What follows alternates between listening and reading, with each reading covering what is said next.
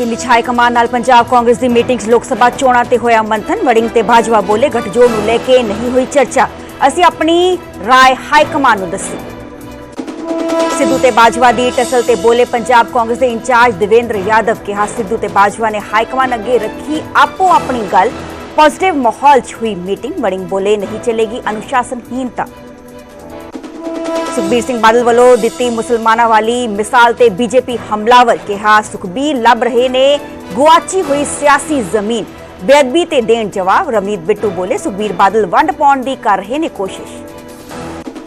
जथेदार गुरदेव सिंह काउके दे परिवार नूं मिले एसजीपीसी दा वफद। परिवार तो जथेदार काउके दे केस बारे लई जानकारी। जथेदार ने एसजीपीसी नूं मामले च कार्रवाई करन दे दित्ते ने आदेश।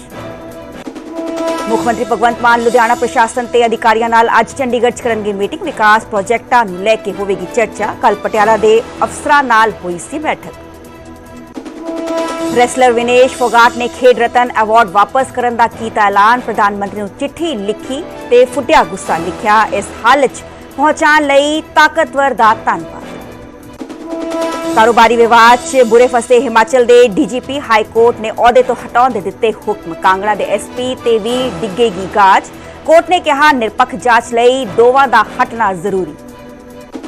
फतेहगढ़ साहब शहीदी जोड़ मेल दा अज दूजा दिन। वड्डी गिनती च गुरु घर पहुंच रही संगत। छोटे साहबजादियां दी लासानी शहादत नूं हो रहा नमन। मौसम विभाग ने पंजाब संघनी धुंध दा जारी किया अलर्ट। 28 तो 30 दिसंबर तक संघनी धुंध पैण दी चेतावनी। 50 तो 200 मीटर रहेगी विजिबिलिटी।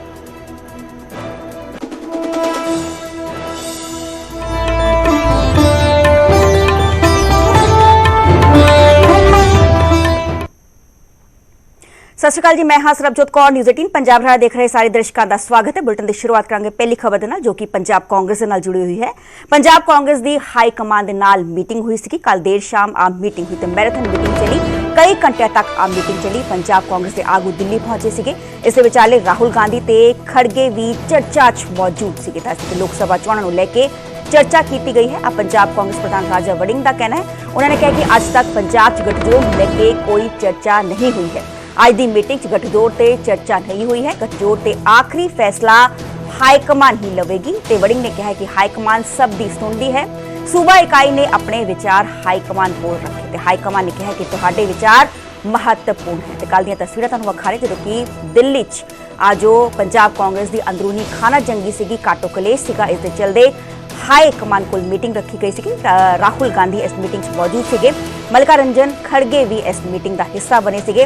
विचार चर्चा की गई। नवजोत सिंह सिद्धू तो लैके प्रताप सिंह बाजवा, राजा वड़िंग तमाम जो लीडर सीगे पंजाब कांग्रेस से पंजाब इकाई दे वो इस मीटिंग उन्होंने वालों हिस्सा लिया गया। इस विचाले मीटिंग शुरू होने तो पहला राजा वड़िंग का बयान भी सामने आया सीगा। उन्होंने कहा सीगा कि किसी भी पार्टी आगू नूं जो अपनी गल रखनी है तो पार्टी प्लेटफॉर्म पर रखी जाए, ना कि पब्लिक प्लेटफॉर्म पर रखी जाए। जो पब्लिक प्लेटफॉर्म पर कोई भी पार्टी का आगू गल रखता है तो उस पर एक्शन 100% होगा।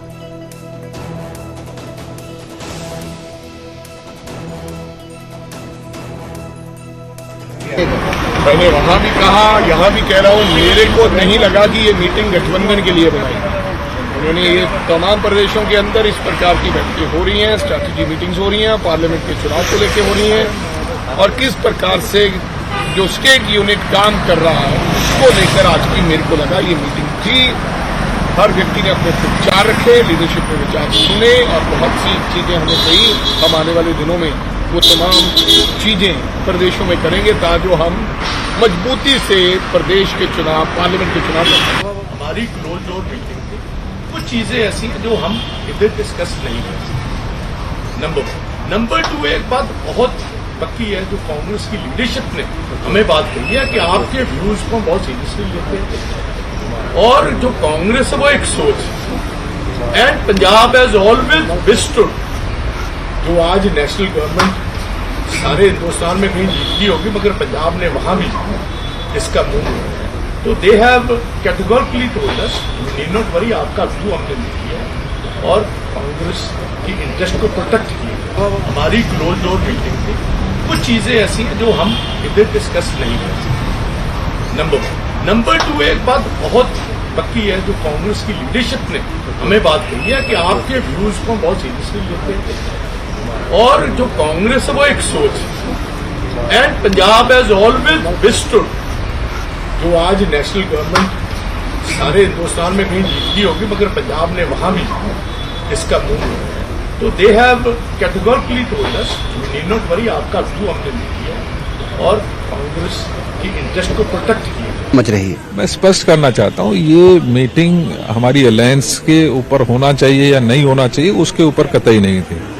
इसमें जनरल व्यूज जो भी सामने आए हैं वो हम सब ने अपने अपने व्यूज रखे हैं और मुझे पूरी उम्मीद है कि लीडरशिप ने भी एश्योर किया है कि जहां लीडर्स की बात है वहीं जनभावनाओं को ध्यान में रखते हुए ही अलायंस के ऊपर कोई भी फैसला लिया जाएगा। उसके लिए अभी बहुत जल्दी है, लेकिन निश्चित ही जो फैसला होगा कांग्रेस यूनिट ने एश्योर किया है कि हम मजबूती के साथ उसको discuss on Aam Aadmi Party alliance with Punjab, sir, because they No. They have told their own views. They have already left the decision to the party high command. I think they already briefed you. High command ਦੇ ਅੱਗੇ ਕਾਂਗਰਸ ਦੇ ਅਨੁਸ਼ਾਸਨ ਦਾ ਮੁੱਦਾ ਵੀ ਉੱਠਿਆ। ਦੱਸ ਕਿ ਦੇਵੇਂਦਰ ਯਾਦਵ ਜੋ ਕਿ ਹਾਲ ਹੀ ਚ ਪੰਜਾਬ ਕਾਂਗਰਸ ਦੇ ਇੰਚਾਰਜ ਬਣੇ, ਉਹਨਾਂ ਨੇ ਕਿਹਾ ਕਿ ਬਾਜਵਾ ਸਿੱਧੂ ਨੇ ਆਪੋ ਆਪਣਾ ਪੱਖ ਰੱਖਿਆ ਹੈ, ਬੜੇ ਹੀ ਪੋਜ਼ਿਟਿਵ ਤਰੀਕੇ ਨਾਲ ਗੱਲਬਾਤ ਹੋਈ ਹੈ। संगठन च अनुशासन बेहद ही जरूरी है। मीटिंग तो बाद अनुशासन ते बोले राजा वड़िंग, उन्होंने कहा कि पार्टी का स्पष्ट सुनेहा है कि अनुशासनहीनता नहीं चलेगी, जो शख्स अनुशासन तोड़ेगा उस खिलाफ कार्रवाई जरूर की जाएगी।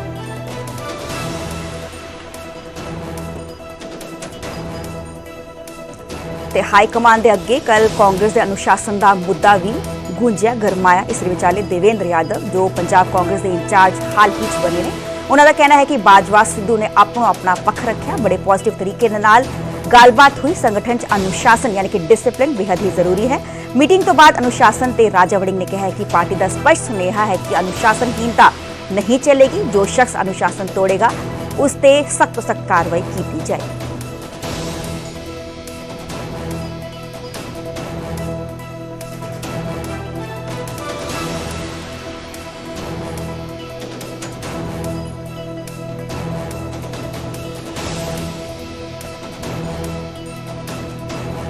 ਤੇ ਕੱਲ ਪੰਜਾਬ ਕਾਂਗਰਸ ਦੇ ਆਗੂਆਂ ਦੀ ਮੀਟਿੰਗ ਹੋਈ ਸੀ। ਦਿੱਲੀ ਹਾਈ ਕਮਾਂਡ ਦੇ ਕੋਲ ਤਲਬ ਕੀਤਾ ਗਿਆ ਸੀਗਾ ਸਾਰੇ ਹੀ ਆਗੂਆਂ ਨੂੰ, ਰਾਜਾ ਵੜਿੰਗ ਤੋਂ ਲੈ ਕੇ ਪ੍ਰਤਾਪ ਸਿੰਘ ਬਾਜਵਾ, ਇਸ ਦੇ ਨਾਲ ਹੀ ਜੋ ਨੇ ਨਵਜੋਤ ਸਿੰਘ ਸਿੱਧੂ, तमाम ਲੀਡਰਸ ਉੱਥੇ ਮੌਜੂਦ ਸੀਗੇ। ਗੱਲਬਾਤ ਹੋਈ ਹੈ। ਇਸ ਦੇ ਵਿਚਾਲੇ ਬਾਜਵਾ ਤੇ ਸਿੱਧੂ ਨੇ ਆਪਣਾ ਪੱਖ ਨਹੀਂ ਰੱਖਿਆ। ਆ ਜੋ ਮੁੱਦਾ ਹੈ ਉਹ ਵੀ ਗੁੰਜਿਆ ਤੇ ਬੜੀ ਹੀ ਪੋਜ਼ਿਟਿਵ ਤਰੀਕੇ ਨਾਲ ਗੱਲਬਾਤ ਹੋਈ।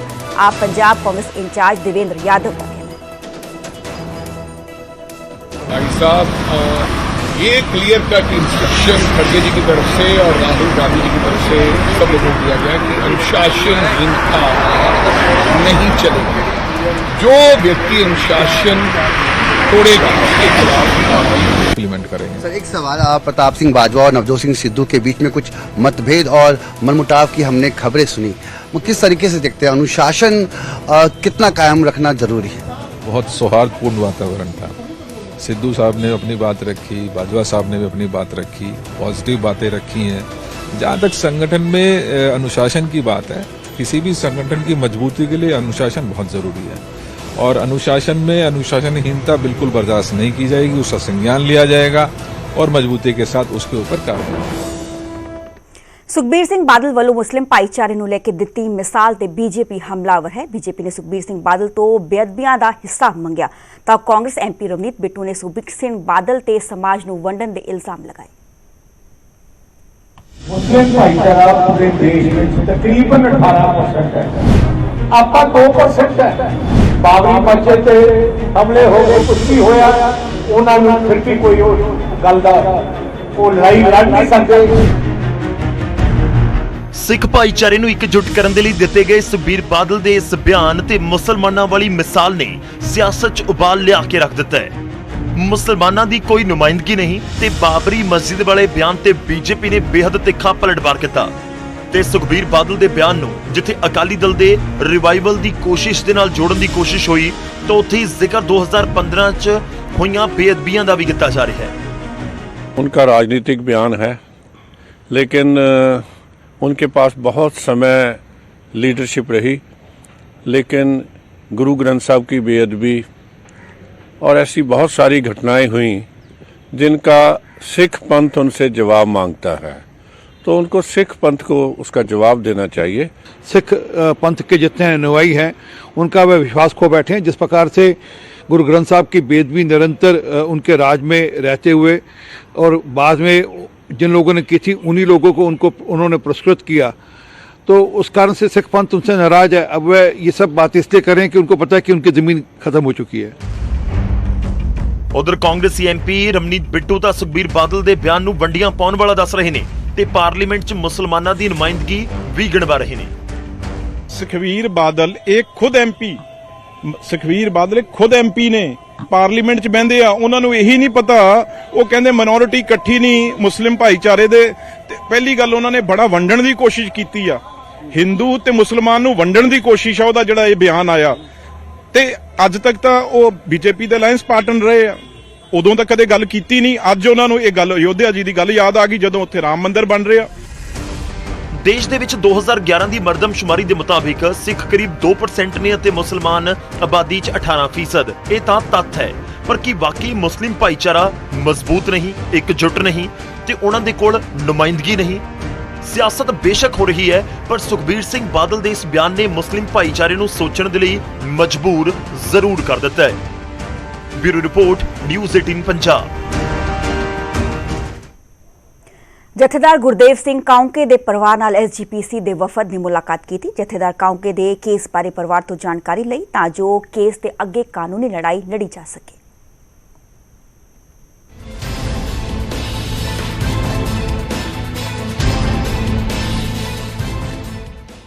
ਕਰੀਬ 25 ਸਾਲ ਦੇ ਬਾਅਦ ਜਥੇਦਾਰ ਗੁਰਦੇਵ ਸਿੰਘ ਕਾਉਂਕੇ ਦਾ ਕੇਸ ਮੁੜ ਤੋਂ ਚਰਚਾ ਵਿੱਚ ਹੈ। 1998 ਦੀ ਇੱਕ ਰਿਪੋਰਟ ਸਾਹਮਣੇ ਆਉਣ ਤੋਂ ਬਾਅਦ ਸ਼੍ਰੀ ਅਕਾਲ ਤਖਤ ਸਾਹਿਬ ਦੇ ਜਥੇਦਾਰ ਗਿਆਨੀ ਰਘਬੀਰ ਸਿੰਘ ਨੇ ਮਾਮਲੇ ਦਾ ਨੋਟਿਸ ਲਿਆ। ਐਸਜੀਪੀਸੀ ਨੂੰ ਮਾਮਲੇ ਦੇ ਵਿੱਚ ਕਾਨੂੰਨੀ ਕਾਰਵਾਈ ਕਰਵਾਉਣ ਦੇ ਹੁਕਮ ਦਿੱਤੇ ਨੇ। ਜਥੇਦਾਰ ਦੇ ਹੁਕਮਾਂ ਤੋਂ ਬਾਅਦ ਸ਼੍ਰੋਮਣੀ ਕਮੇਟੀ ਐਕਸ਼ਨ ਮੋਡ ਦੇ ਵਿੱਚ ਹੈ। ਕਮੇਟੀ ਦੇ ਵਫਦ ਨੇ ਜਗਰਾਉਂ ਦੇ ਵਿੱਚ ਜਥੇਦਾਰ ਗੁਰਦੇਵ ਸਿੰਘ ਕਾਉਂਕੇ ਦੇ ਪਰਿਵਾਰ ਦੇ ਨਾਲ ਮੁਲਾਕਾਤ ਕੀਤੀ। ਪੂਰੇ ਕੇਸ ਦੀ ਜਾਣਕਾਰੀ ਲਈ, ਕਿਉਂਕਿ ਐਸਜੀਪੀਸੀ ਤਤਕਾਲੀ ਜ਼ਿੰਮੇਵਾਰ ਪੁਲਿਸ ਅਫਸਰਾਂ ਦੇ ਖਿਲਾਫ ਐਫਆਈਆਰ ਦਰਜ ਕਰਵਾਉਣ ਦੀ ਪ੍ਰਕਿਰਿਆ ਸ਼ੁਰੂ ਕਰ ਰਹੀ ਹੈ। ਜੋ ਉਸ ਸਮੇਂ ਇੱਕ ਆਈਜੀ ਤਿਵਾੜੀ ਜਿਹੜੀ ਆ ਜਿਹੜੇ ਅਫਸਰ ਸੀ ਉਹਨਾਂ ਦੇ ਨਾਮ ਦੇ ਉੱਤੇ ਇੱਕ ਜਾਂਚ ਕਮੇਟੀ ਬਣਾਈ ਗਈ। ਤਾਂ ਉਸ ਰਿਪੋਰਟ ਜਿਹੜੀ ਆ ਉਹ ਅੱਜ ਜਨਤਕ ਹੋਈ ਹੈ ਤੇ ਕੁਝ ਸੰਸਥਾਵਾਂ ਨੇ, ਮਨੁੱਖੀ ਅਧਿਕਾਰ ਸੰਸਥਾਵਾਂ ਨੇ ਸ੍ਰੀ ਅਕਾਲ ਤਖਤ ਸਾਹਿਬ ਦੇ ਜਥੇਦਾਰ ਸਾਹਿਬ ਨੂੰ ਉਹ ਰਿਪੋਰਟ ਸੌਂਪੀ ਹੈ। ਕਾਨੂੰਨੀ ਜਿਹੜੀ ਆ ਕਮੇਟੀ ਆ ਉਹਨਾਂ ਨੂੰ ਹੁਕਮ ਕਰ ਦਿੱਤਾ ਗਿਆ ਕਿ ਇਸ ਮਾਮਲੇ ਦੀ ਪੜਤਾਲ ਕਰਦੇ ਹਾਂ, ਕਾਨੂੰਨੀ ਤੌਰ ਤੇ ਇਹਨਾਂ ਦੇ ਤੱਥ ਇਕੱਠੇ ਕਰਕੇ ਉਹਨਾਂ ਦੇ ਖਿਲਾਫ ਜਿਹੜੀ ਆ ਐਫਆਈਆਰ ਦਰਜ ਕਰਨ ਦਾ ਜੋ ਪ੍ਰੋਗਰਾਮ ਹੈ ਉਹ ਸ਼੍ਰੋਮਣੀ ਗੁਰਦੁਆਰਾ ਪ੍ਰਬੰਧਕ ਕਮੇਟੀ ਨੂੰ ਆਰੰਭ ਕਰ ਦਿੱਤਾ ਗਿਆ। ਜਥੇਦਾਰ ਦੇ ਵੱਲੋਂ ਮਾਮਲੇ ਦਾ ਨੋਟਿਸ ਲੈਣ ਦਾ ਪੰਥਕ ਜਥੇਬੰਦੀਆਂ ਨੇ ਸਵਾਗਤ ਕੀਤਾ ਹੈ ਅਤੇ ਇਸ ਮਾਮਲੇ ਦੇ ਵਿੱਚ ਜ਼ਿੰਮੇਵਾਰ ਪੁਲਿਸ ਅਧਿਕਾਰੀਆਂ ਦੇ ਖਿਲਾਫ ਸਖਤ ਕਾਰਵਾਈ ਦੀ ਮੰਗ ਕੀਤੀ ਹੈ।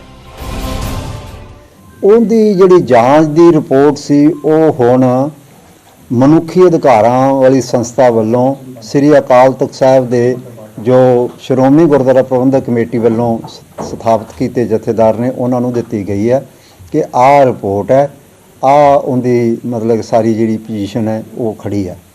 ਉਹਨਾਂ ਨੇ ਅੱਗੋਂ ਆਦੇਸ਼ ਜਾਰੀ ਕੀਤਾ ਹੈ ਸ਼੍ਰੋਮਣੀ ਗੁਰਦੁਆਰਾ ਪ੍ਰਬੰਧਕ ਕਮੇਟੀ ਨੂੰ ਕਿ ਸ਼੍ਰੋਮਣੀ ਗੁਰਦੁਆਰਾ ਪ੍ਰਬੰਧਕ ਕਮੇਟੀ ਇਸ ਦੀ ਅਗਵਾਈ ਕਰਕੇ ਤੇ ਇਹਦੀ ਸਾਰੀ ਪੜਤਾਲ ਜਿਹੜੀ ਹੈ ਉਹ ਉਹਦੇ ਆਧਾਰ ਦੇ ਉੱਤੇ ਐਫਆਈਆਰ ਦਰਜ ਕਰਾਏ ਤੇ ਦੋਸ਼ੀਆਂ ਨੂੰ ਸਖਤ ਸਜ਼ਾਵਾਂ ਦਿਵਾਉਣ ਵਾਸਤੇ ਆਪਣਾ ਯਤਨ ਕਰੇ ਤੇ ਇਹ ਕਾਰਵਾਈ ਕਰੇ।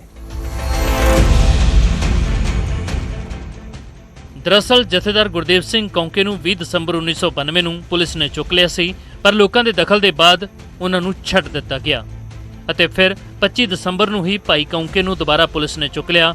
ਉਸ ਦੇ ਬਾਅਦ ਉਹਨਾਂ ਦਾ ਕੋਈ ਅਤਾ ਪਤਾ ਨਹੀਂ ਲੱਗਿਆ। 2 ਜਨਵਰੀ 1993 ਨੂੰ ਭਾਈ ਕਾਉਂਕੇ ਦੀ ਇੱਕ ਕਤਲ ਕੇਸ ਦੇ ਵਿੱਚ ਗ੍ਰਿਫਤਾਰੀ ਦਿਖਾਈ ਗਈ ਅਤੇ ਫਿਰ ਉਹਨਾਂ ਨੂੰ ਭਗੌੜਾ ਕਰਾਰ ਦੇ ਦਿੱਤਾ ਗਿਆ। 1998 ਦੇ ਵਿੱਚ ਜਥੇਦਾਰ ਕਾਉਂਕੇ ਦੇ ਕੇਸ ਦੀ ਜਾਂਚ ਹੋਈ ਅਤੇ ਇਸ ਜਾਂਚ ਦੇ ਵਿੱਚ ਪੁਲਿਸ ਦੀ ਕਹਾਣੀ ਨੂੰ ਰੱਦ ਕਰ ਦਿੱਤਾ ਗਿਆ। ਉਦੋਂ ਤੋਂ ਲੈ ਕੇ ਹੁਣ ਤੱਕ ਇਹ ਕੇਸ ਇੱਕ ਬੁਝਾਰਤ ਬਣਿਆ ਹੋਇਆ ਹੈ। Bureau report, news 18। Wrestler Vinesh Phogat ਵੱਲੋਂ ਖੇਡ ਰਤਨ ਵਾਪਸ ਕਰਨ ਦਾ ਐਲਾਨ ਕੀਤਾ ਗਿਆ ਹੈ। ਦੱਸ ਕੇ ਵਿਨੇਸ਼ ਫੋਗਾਟ ਨੇ ਕਿਹਾ ਕਿ ਮੈਂ ਆਪਣਾ ਖੇਡ ਰਤਨ ਵਾਪਸ ਕਰ ਰਹੀ ਹਾਂ। ਵਿਨੇਸ਼ ਫੋਗਾਟ ਨੇ ਪ੍ਰਧਾਨ ਮੰਤਰੀ ਨੂੰ ਚਿੱਠੀ ਲਿਖੀ ਹੈ ਤੇ ਚਿੱਠੀ ਲਿਖ ਕੇ ਆਪਣਾ ਗੁੱਸਾ ਜ਼ਾਹਰ ਕੀਤਾ ਹੈ। इस दे विचाले विनेश फोगाट ने लिखा है कि इस हालत 'ਚ पहुंचाण ਲਈ ताकतवर ਦਾ ਧੰਨਵਾਦ।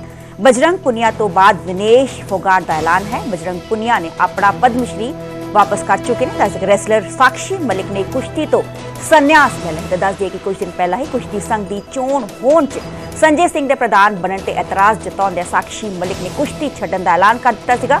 ते इस तो बाद बजरंग पुनिया ने भी प्रधानमंत्री के घर के बाहर अपने पद्मश्री अवार्ड रख दिता सीगा।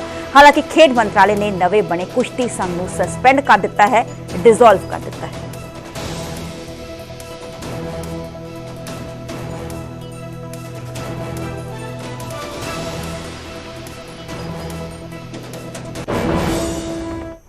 हिमाचल हाईकोर्ट का बहुत बड़ा फैसला सामने है, जिथे कि हिमाचल के डीजीपी को हटाने के हुक्म जारी कर दिए गए हैं। इस विचाले कारोबारी विवाद हाईकोर्ट के वालों आ बड़ा फैसला सुनाया गया। दस दिए कि हाईकोर्ट ने कहा है कि डीजीपी की दूजी थां पोस्टिंग की जाए, कांगड़ा के एसपी को भी ओहदे तो हटाया जाए। इस नाल ही हाईकोर्ट ने कहा कि निरपक्ष जांच लिए दोवां का हटना बेहद ही जरूरी है। दरअसल पालमपुर के कारोबारी निशांत शर्मा के मुताबिक उन्होंने गुरुग्राम हमला होया सीगा। इस तो बाद FIR दर्ज हुई सीगी। ते दस दी कि इस तो बाद मैकलोडगंज भी उन्होंने मामला वापस लैण दा जो दबाव पाया जा रहा है। कारोबारी निशांत शर्मा का कहना है कि उन्होंने डीजीपी ऑफिस तो 14 बार फोन आए थे। इस तो अलावा कथित तौर पर पालमपुर के DSP ते SHO ने भी उन्होंने डीजीपी नाल गलबात करने का दबाव बनाया।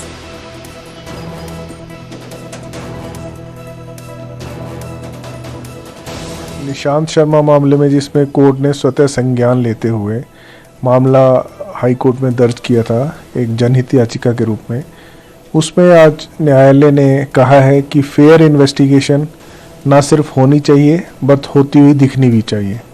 और क्योंकि इस मामले में मौजूदा डायरेक्टर जनरल ऑफ पुलिस का नाम आया है, उनकी कुछ कॉल रिकॉर्ड्स के संबंधित स्टेटस रिपोर्ट्स में इन्वेस्टिगेशन में आया है, तो इस सब तथ्यों को आधार पर रखते हुए न्यायालय ने कहा है कि गृह सचिव या प्रदेश सरकार जो वर्तमान डीजीपी है उनको जब तक ये जांच चल रही है उनको किसी और स्थान पर लगाए और इस पद से उनको हटाया जाए।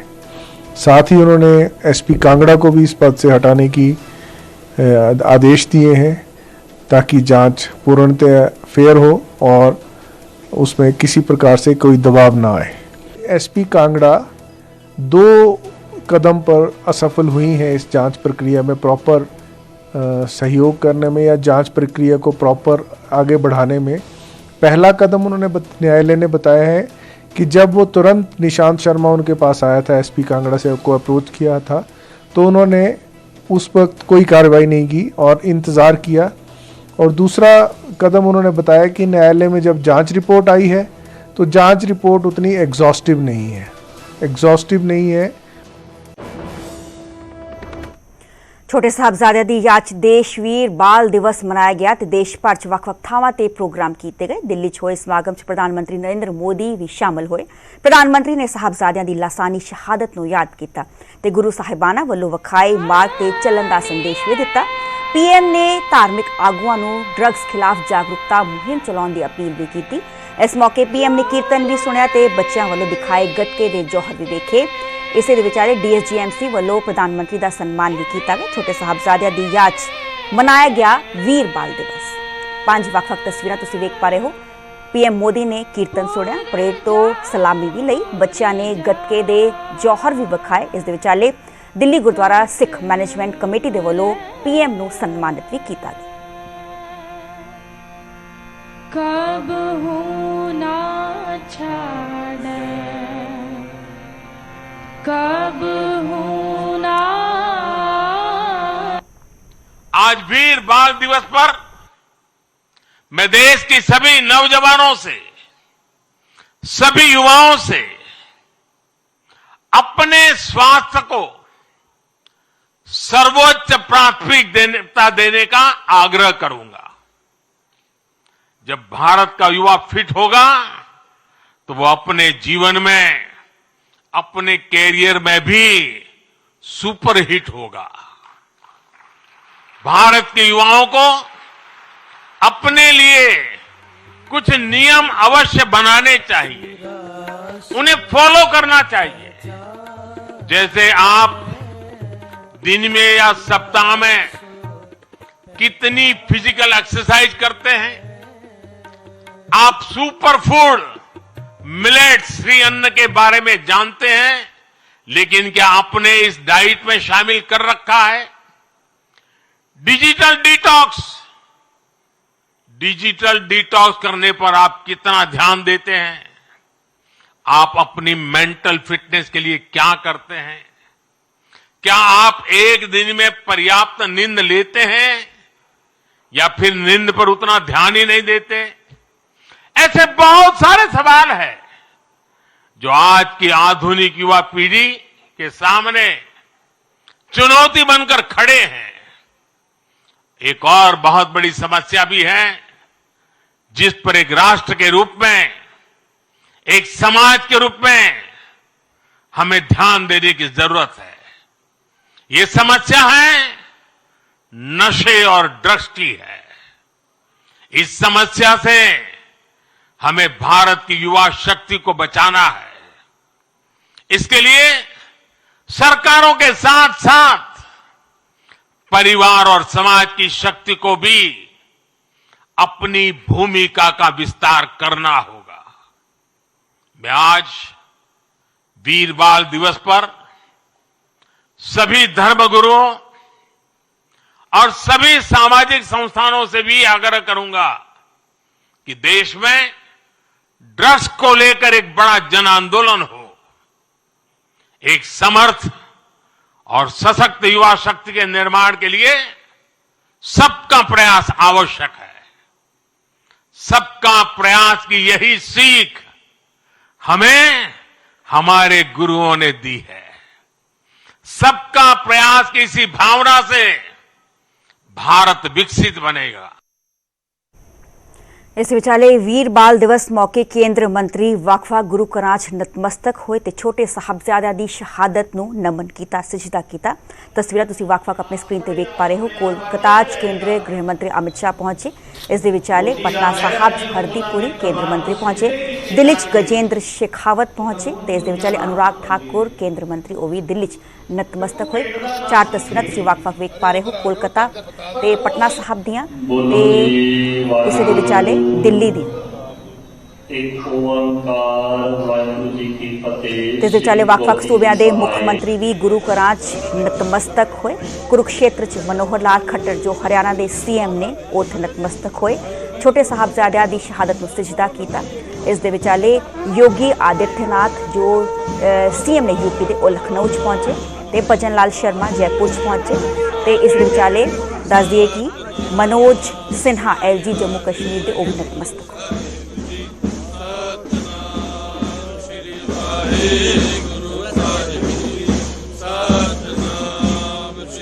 आज बहुत ही एक शुभ दिहाड़ा, एक वरीणा दिहाड़ा कि जिस ਦਾ ਅਸੀਂ याद करने उन्होंने बाल शहीदों ਨੂੰ जिन्होंने अपने कौम वास्ते धर्म वास्ते अपनी जान न्यौछावर करती। अज का दिन वैसे तो देश के उत्ते कौम ते धर्म ते शहीद होने वालियां दी बहुत वड्डी एक लड़ी है, बहुत वड्डी एक श्रृंखला है। लेकिन जिहड़े बाल स्वरूप शहीद होए उन्हां दी याद वास्ते विशेष तौर पर अज का दिन अपने देश के प्रधानमंत्री श्री नरेंद्र मोदी जी ने ये 26 दिसंबर का दिन बाल शहीदी दिवस, बाल दिवस के रूप में